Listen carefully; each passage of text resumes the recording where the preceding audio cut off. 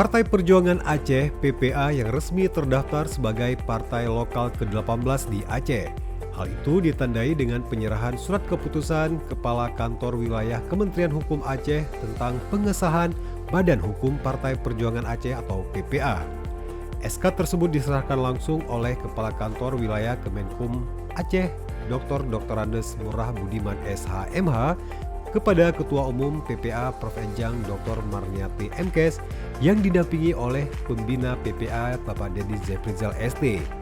Sudah hadir juga Sekretaris Jenderal PPA T. Rayuan Sukma yang bertempat di Aula Kanwil Kemenkum Aceh pada Kamis 26 Juni 2025. Merah Budiman dalam sambutannya mengatakan penyerahan SK tersebut telah melalui proses panjang dan PPA akhirnya dinyatakan lolos verifikasi dan sah secara hukum.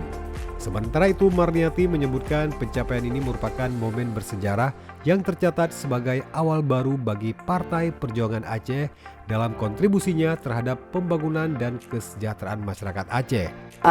Yang pertama sekali kita mengucapkan puji dan syukur pada Allah pada hari ini atas segala perjuangan daripada seluruh pengurus Partai Perjuangan Aceh, baik dari tingkat DPP, DPD dan DPK serta DPG telah berjuang untuk proses verifikasi dan syukur alhamdulillah tepatnya hari ini kita mendapatkan kesempatan untuk menerima surat bahwa telah terdaftar Partai Perjuangan Aceh yaitu badan hukumnya di Kemenkum, dan ini satu sejarah bagi kami dan akan tercatat sebuah sejarah baru bagi Partai Perjuangan Aceh, dan tentu kita memiliki harapan yang besar hadirnya Partai Perjuangan ini mampu memberi kontribusi yang positif untuk kesejahteraan memajukan masyarakat Aceh ke depan.